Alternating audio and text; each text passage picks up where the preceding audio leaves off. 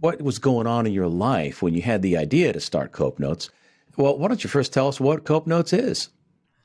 Yeah, so Cope Notes, in a sentence or two, we send randomly timed text messages that contain psychology facts or journaling prompts, exercises, some type of health education information that's written by peers with lived experience. And the messages are delivered at random times to interrupt negative thought patterns and train the brain to think in healthier thoughts. So it is like a super easy to use, anonymous, super affordable way to improve your mental and emotional health on a daily basis without having to download anything or share personal health information or anything like that. Welcome to the Natural Health Matters podcast, where it's all about maximizing your health potential so that you can look and feel your best at any age. I'm your host, David Sandstrom, naturopathic doctor and biblical health coach, and this is episode number 103.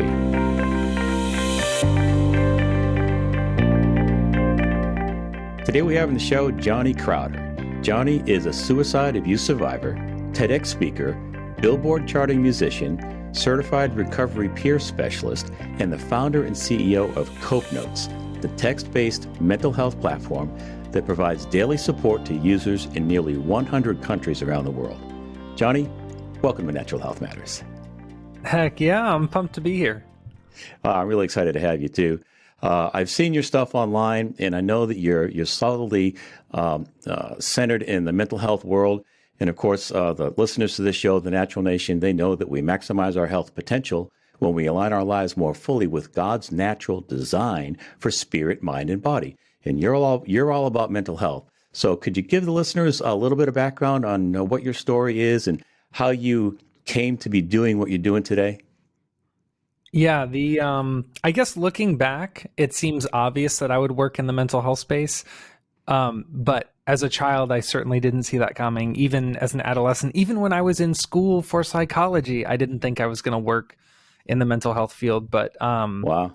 if you want the long version, listeners can go to YouTube and type in Johnny Crowder, and you can watch my first TED Talk where I talk a little bit more about like my lived experience and my background. But the short version, the 30-second version, is I grew up in an abusive home with a bunch of different diagnoses. So I didn't know what I was going through. My parents didn't really know what I was going through. So all of us just kind of looked the other way because we didn't really know how to deal with it. And eventually my behavior got so extreme that I started treatment in high school. Basically, I couldn't not be in treatment. I was too much of a danger to myself and others. And then I went to school for psychology, and then I started volunteering in the mental health field, and now I run a mental health company. I never saw it coming, but it seems so obvious, you know? Wow. So I know that was the quick version. That was the elevator speech version. So I'm curious, when did it come to a crisis point for you? Where you knew, hey, wait a minute, this is more than just normal teen stuff. There's something wrong here. Was there a point in your life where you came to that realization? There wasn't really. I mean, I was self-harming as a toddler, so like much younger than most people actually exhibit symptoms like that.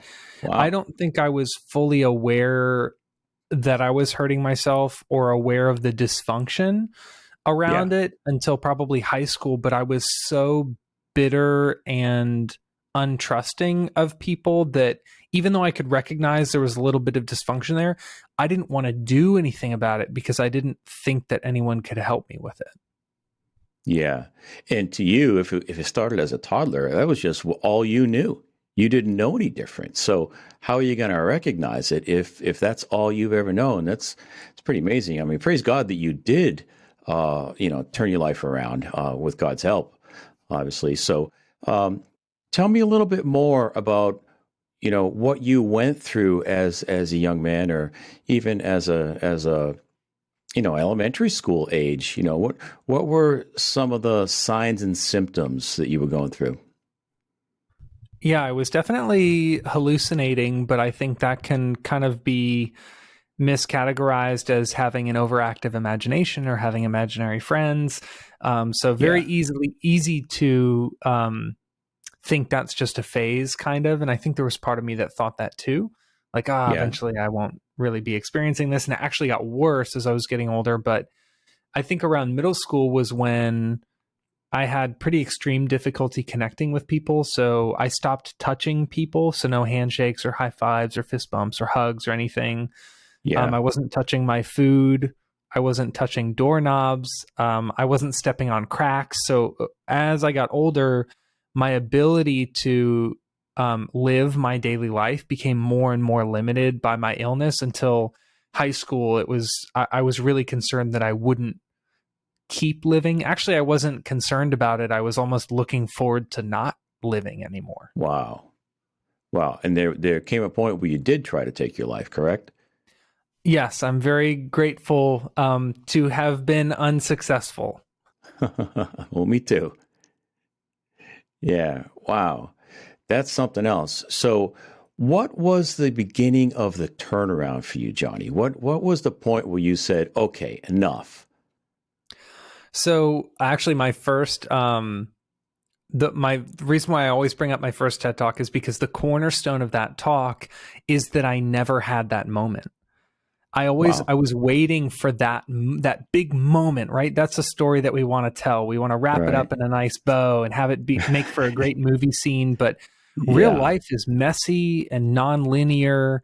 And for me, that's how my recovery was. It was like two steps forward, one step back. And then it was maybe 17 steps back because something happens in my life and I'm struggling with it. And then it was this sort of ugly, grueling, frustrating, sometimes boring trek through all of these different types of treatment and trying different medications and meeting with different counselors. But I will say that even though it was very nonlinear, one thing that sticks out in my memory, I wouldn't call this the primary turning point because I don't know that I had one, but this sticks out in my memory, was finding out that my behavior was hurting other people because I could justify all day long hurting myself. For some reason, that made sense to me. I didn't feel bad about it. But I remember talking to my girlfriend at the time, and she said, she started crying. And she said, I was like, what the heck is going on? Like, I don't understand girls at all. Why are you just crying out of nowhere? And she was saying, well, I just feel overwhelmed because when I say goodnight to you, I don't know if I'm going to have a boyfriend the next day because you might Wow. be dead.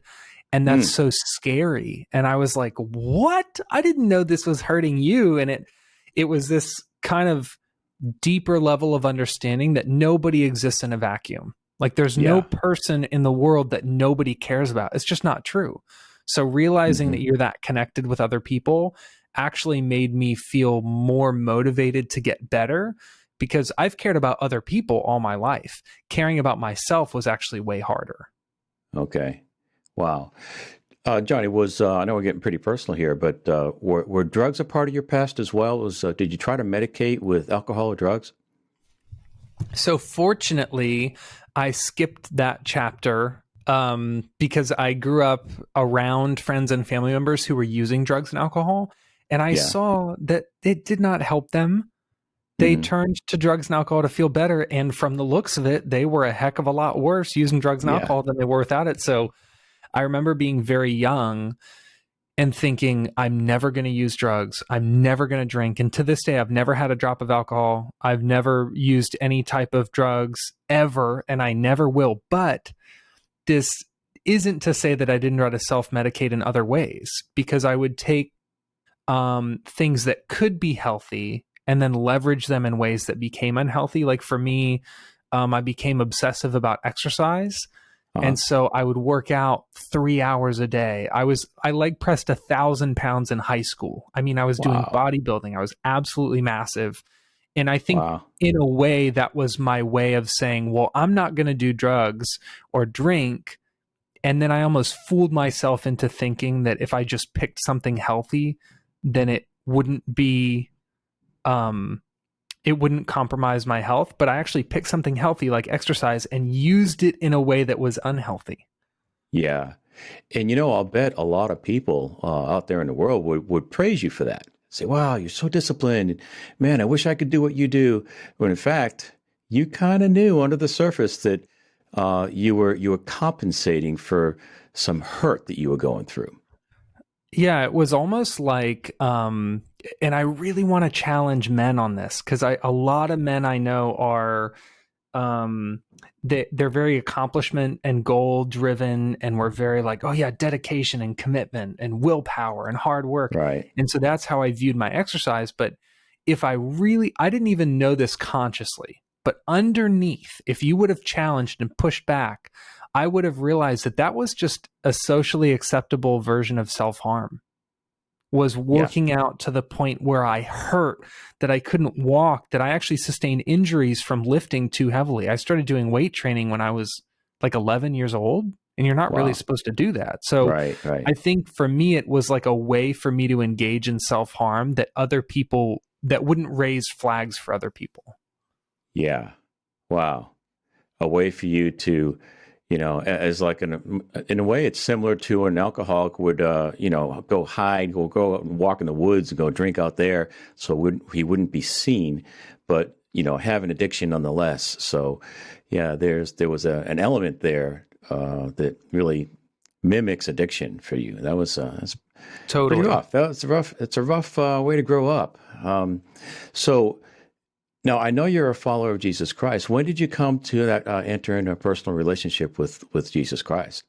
So that is like the biggest curveball of the entire story. So if I say I didn't expect to work in mental health, I 10 times over didn't expect to ever even care about God, much less learn and be curious and then desire to have a relationship. So, Yeah, um, the short version of my faith history is that I grew up in a traditionally Catholic household, which meant that we went to church, but yeah, there were no real like fruits of a relationship with God in the house. So I was like, man, if you can go to church on Sunday and Sunday morning and beat your kids Sunday afternoon and get drunk on Sunday night, then what's the point of even going to church? It felt right. so like performative, and so I was turned off from the whole God thing early on. But Hmm. then I was touring in a metal band for years, and I would Hmm. literally write songs about how God didn't exist and how Christians were wrong. And how, I mean, it was like I was touring across the Wow. country telling people, like, oh, screw your faith and you believe in nothing and just there's no such thing as a God. And I actually I, I think recovery and faith are so tied together for me because my illness had me so weak and so incapable of functioning on my own that it made me curious, like, if I can't get through this on my own, what resources are there? And it made me start wondering about God and thinking about God and asking people about God, because the fact is I couldn't get better on my own, even with medication, even with therapy, and that stuff was helping me. I'm a huge fan of seeking treatment. Yeah, Saved my life for sure, but I needed more help. And it made me start going like, man, what if I'm wrong about the God thing? So I just started reading. yeah. Wow. Well, the atheist has a lot more to lose than the believer, right? And I mean, praise God that you had the wherewithal to ask the right questions and move in the right direction. And I want to be clear about this though. I wish I could take credit for deciding that Jesus was important to me and to start pursuing a relationship. But what actually happened is that I literally heard God speak to me. hmm, And this is the story that a lot of people who a lot of people I tell like roll their eyes and they're like, oh yeah, I'm sure God spoke to you. I'm sure the guy with schizophrenic hallucinations is going to right, believe when right. God speaks to him. But I firmly believe that's what happened. I heard God, and I wound up falling to the floor and crying for like hours. I was just so overwhelmed. And then I started reading about everything I could get my hands on about Hmm. God never being open to Christianity or Jesus. So I read about all of these different religions, all of these different faiths and systems of beliefs, and all these books I read kept mentioning Jesus. So Uh-huh. no matter what I did, no matter how far I ran, it was like I'd literally buy a book about Buddhism and it mentions Jesus 30 times. I'm like, what the heck? So it was like Jesus almost chased me. So I wish I could take Yeah. credit for pursuing Jesus, but for a quarter century, I absolutely did not. Wow. But he pursued you. Totally, totally, Yeah. totally. Wow. That's really cool. That's a really cool story, Johnny. I appreciate that. So so you were in a rock band as well. Are you still doing music? Yeah, so I was in a band called Dark Sermon for a long time, and now I'm in a Hmm. band called Prison. So I still do play heavy metal. Okay. All right. Cool. And do you travel around the country doing that, around the world? What do you do? Yeah, so I started touring when I was in my late teens, which is Hmm. far too young in my opinion to like hit the road without Yeah. parents and like have no Right. idea what you're doing. But yeah, I've Right. been touring for over 10 years now, and since COVID, we've been touring way less. We're playing way less shows. We're a little bit more focused on writing, but before then, I was touring a ton, almost nonstop. Yeah. Wow. And what instrument do you play? I sing in the band, Okay. and then I play guitar for myself. So I like write the guitar, but I certainly don't play as well as my guitarist does. Okay. So you write music and you sing primarily. That's pretty Hmm. cool. Really awesome. All right. So I know that the project that you're really passionate about today is Cope Notes, and we're here to talk about mental health today, and obviously you've got some firsthand experience, and not only on the dark side of that, but on the upside, on the recovery side as well. What was going on in your life when you had the idea to start Cope Notes? Well, why don't you first tell us what Cope Notes is? Yeah. So Cope Notes, in a sentence or two, we send randomly timed text messages that contain psychology facts or journaling prompts, exercises, some type of health education information. That's written by peers with lived experience, and the messages are delivered at random times to interrupt negative thought patterns and train the brain to think in healthier thoughts. So it is like a super easy to use, anonymous, super affordable way to improve your mental and emotional health on a daily basis without having to download anything or share personal health information or anything like that. Hmm. So, did you come up with this idea as a result of your formal training, or what was the inspiration behind starting this company? So it was half my schooling and half my firsthand lived experience. So I was in school, I went to UCF and I was learning about abnormal psychology and neuroscience and how the brain changes. That was Right. fascinating to me. The fact that your Hmm. brain could change its shape Hmm. based on the thoughts you think and the words you read and the songs you hear. And I mean, your brain physically it's shaped differently after you have those experiences. So that blew my mind. The neuroscience component I was obsessed with. But at the same time, I was engaging with peer support, which is like I live with bipolar 1. Let's say hypothetically, you also live with bipolar 1. We have a Hmm. conversation supporting each other. Boom, that's peer support. So it's that shared lived experience. Right. And so my brain was obsessed with neuroscience and my heart was obsessed with peer support because that's what was really melting that bitterness and making me open up to people. So I was like, I want to combine the neuroscience principles that I know to be true and essential to long term recovery with the way that my heart feels, that real human touch of talking with a peer with lived experience who really understands you.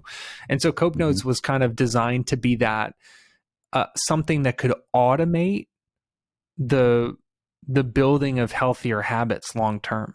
Yeah. So, in other words, using that brain neuroplasticity to your advantage, as opposed to Totally. rehearsing falsehoods and lies about yourself, rehearsing truth and encouragement, and establishing deeper thought patterns, stronger thought patterns, and neural connections that are going to be beneficial, as opposed to serving as a ball and chain to our growth as a human being.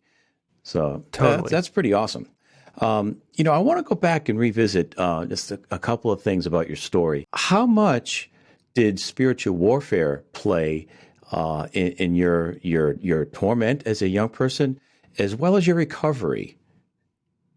So I will say that I feel underqualified to answer this question, but I will share from personal experience that when I was hallucinating, I would have auditory and visual hallucinations very regularly, daily, multiple times per day. It was not this rare thing. It was very much a part of my daily life. Uh-huh. And I very often hallucinated demons and devils and these things that were more traditionally associated with spiritual warfare. I don't, I really don't know a lot about it, theologically speaking, but I know that those hallucinations existed and pervaded throughout a lot of my teens and early 20s. Wow, that's scary stuff. Well, in my book, The Christian's Guide to Holistic Health, I have a chapter on spiritual warfare, and I go into some of the details there. And demonic activity is real. It absolutely is, and it explains a lot about what we see happening in the world today.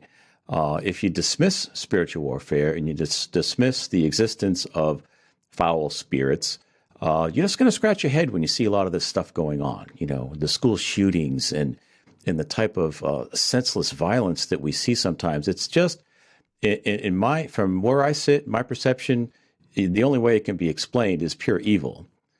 And really feel like it does need to be acknowledged when we're talking about this type of really, really dark stuff that can really get a grip in people's lives. There is demonic influence out there, and if you read and study the Bible, it's all over the place. I mean, it's all over the New Testament. Jesus didn't back away from it. He spent a lot of time delivering people from evil spirits, and it's real. And well, praise God that you seem to have really, really found a path toward truth and recovery, and I think that's really cool. And now you're helping others. So, can you tell us a little bit more about Cope Notes? How many people are you helping? That is a good question. And it's one that we get a lot, which is why we have the answer on our website. So I'm just going to pull it up and see exactly what it is. Okay. According to our website right now, it'll probably be different by the time the podcast publishes. But right now, our website says 1,675,669 texts exchanged with 25,704 people in 97 countries. Wow. That's pretty impressive, Johnny. It's mind blowing. Every time I Yeah. look at those numbers, I'm like, there's no freaking way. That's wild. Yeah, that's really something. You're really impacting people with this work. That's great that you turn your pain into your mission, and I think that's really, really cool. So, do you have some? Can you share some stories about people that perhaps were struggling and signed on to your program, and now are doing better or recovered? Yeah.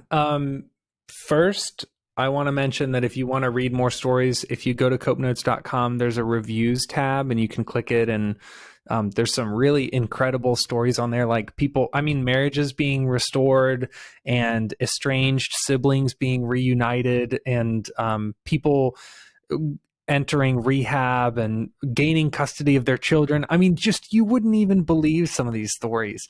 Mm-hmm. But one that really sticks out to me is, there was a gentleman, this is actually not on our website, but there was a guy who sent us a message and said that he was actively planning on ending his own life.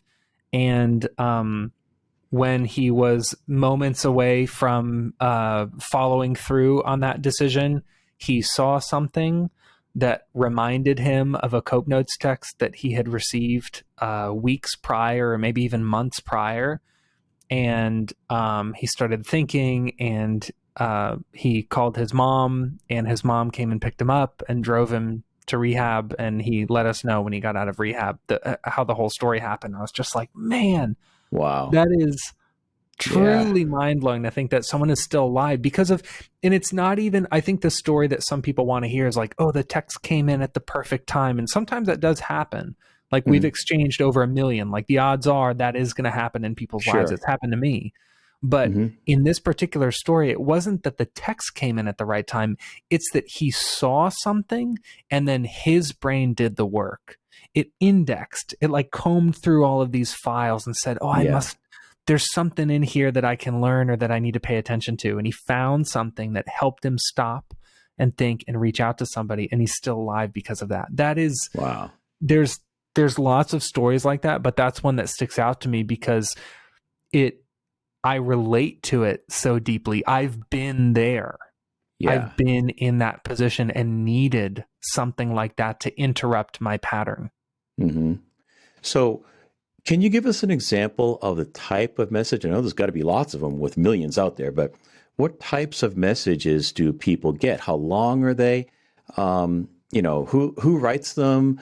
What are the categories? Can you give us some details? Yeah. So again, if anyone listening wants to actually read through example text messages, you can go to copenotes.com and there's a phone there that scrolls through some content. And you can also sign up for a trial, which is free. So you can actually get text messages delivered straight to your phone for free. But also, in terms of categories and content, I will say that number one, it's really important that all of our content is written by peers with lived experience. That is crucial to what we do. So it's not some clinician writing in really stiff, complicated jargon, and it's not Right. some AI keyword generator chatbot like robot that's stringing together things. It's real flesh and blood peers with lived experience writing about what they went through, saying what would have helped them when they were going through it. So all the content is written by peers. It is written in That's plain huge. English, easy to understand, and every text is 160 characters or less, which is really important because I think if we texted people novels, I love to read. I'm sure lots of people don't. So we try to make it short and sweet and easy to digest so that it only takes 15 seconds, 10 seconds, 30 seconds to engage. And the Yeah. content ranges from psychology facts to journaling prompts, exercises. We talk about communication and self-image and guilt and grief. Basically, all of these things that you experience that affect your mental wellness on a daily basis, you can pretty much guarantee there's a Cope Notes text about it. That's really cool. Well, I haven't subscribed yet, but I do something similar. John Eldredge with the Wild at Heart podcast, he created an app called the Pause app, and you put this thing on your phone, and you can set it up to how many times a day you want to be notified. But I get two notifications a day, one at 10 a.m., one at 2 p.m., and it says, "Hey, time for a pause," and it's John just leading you through a little bit of relaxation, a little bit of time to let go of some of the stuff that you might be hanging on to throughout the day. He calls it benevolent detachment, in a loving way. Let go of some of the world's problems that you were never designed to carry. It has some relaxing music, it's some cool images, and I'll tell you, through COVID, that was a lifesaver for me. It really Oh, was. it's I mean, awesome. I'm not saying I was contemplating suicide, but Yeah. it was just a huge help to me on a mental emotional level, and I can see the encouragement coming from your program with people. So do people choose how many times a day they want to get the messages?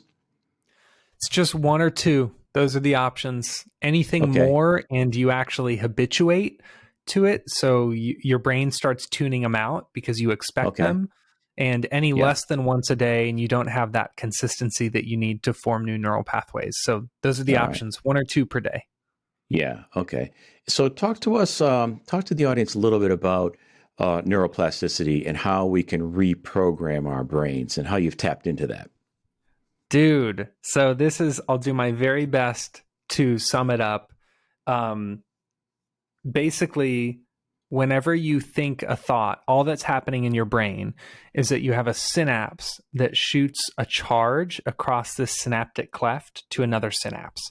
So the way I explain it is like, picture two people throwing a frisbee to each other. One person throws a frisbee to the other person. And then if you think that thought again the next day and again the next day, you can picture those people throwing that frisbee every day. They're like, man, why don't we take a few steps closer together? If we're going to be throwing this frisbee back and forth all the time, why are we standing so far apart? So they take a few steps forward. And then whenever your brain wants to think a thought, whenever your brain wants to throw a frisbee, it thinks, well, what's the shortest distance that the frisbee needs to travel? So that's how your brain forms these habits. It's like, what's the easiest thought to think? What's one that we've thought over and over again? What's a thought where the synapses are really close together, so it's not going to be really complicated or expensive to think? So over time, your brain is forming these patterns by having these two people step a little bit closer so the frisbee is easier to throw. And what Cope Notes does is picture Cope Notes as a little golden retriever. And that dog jumps to catch the frisbee out of midair. And the people get frustrated. They're going, oh, what the heck, man? We're throwing that frisbee and now this dog is intercepting it. And over time, if that dog keeps jumping to grab that frisbee, over time, if that thought pattern keeps getting interrupted, the people throwing the frisbee get frustrated and walk further apart. And they decide to start throwing frisbees with somebody else. So that's what we're doing. We are interrupting negative thought patterns enough times, consistently enough, that the brain decides to form new neural pathways associated with different thought patterns instead. Does that make sense? I love it.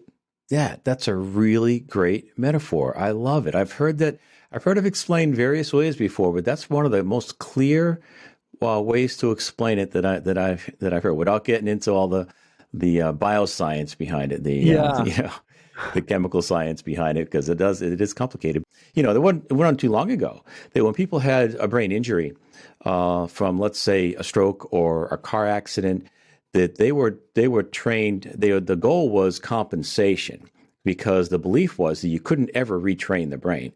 We now know that that's false. We don't teach these people just simply how to do things a different way. We train them to recover what they've lost, because the brain has that capacity.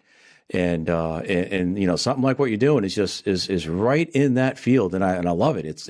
It sounds simple, but it's based in really solid science, and I'm loving it. It's good. It's really good stuff, Johnny. Really is. Dude, my favorite thing about health is that, yes, bodies are complicated, but also it's usually the simplest advice that's the best. I heard this doctor say on an interview that I was listening to yesterday, he said, I can't believe how much people pay me. He's like a private consultant doctor, and he works with like high performance athletes and all these big CEOs and stuff. And he's like, these people they fly me out in their private jet. Some big CEO flies me out to do a consultation on him, and I tell him to drink water and sleep.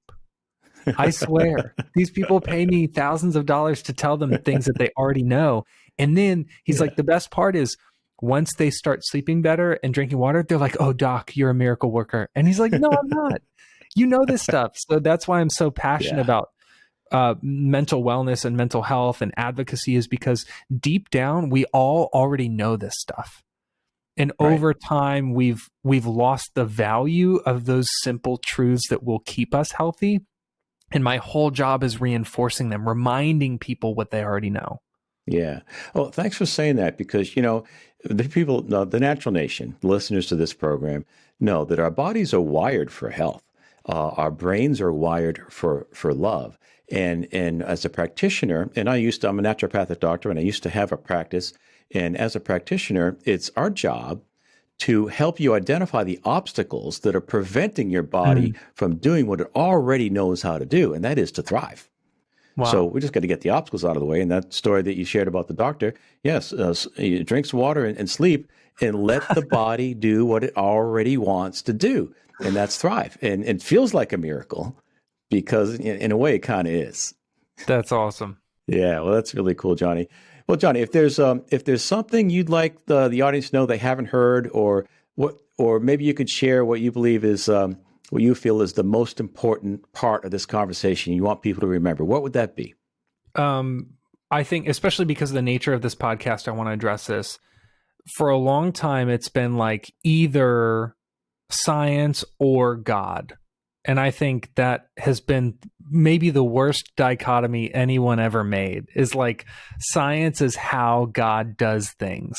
It is learning about the genius of God's design. So anybody listening who maybe has been experiencing depression, experiencing anxiety, maybe even something more acute, like I live with bipolar and schizophrenia and all of these diagnoses that are less common, I want to encourage you that if you've been in the camp of like, oh, it's probably because I haven't been praying hard enough, or it's probably because I don't believe in God to heal me. I want to encourage you and say, maybe that's not the case.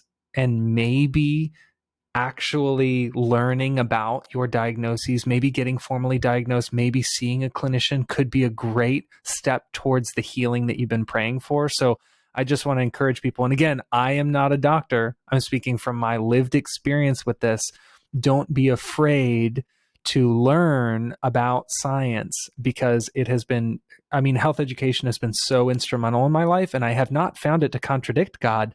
I've found it makes me have even more questions about the wonder of the body that we live in and the world we live in. It's made me believe more in God's genius and his perfect design than anything. So I just want to encourage anybody, if you are struggling and you haven't considered traditional treatment yet, please give it another consideration, because it's worked wonders, and God uses doctors to work miracles every single day.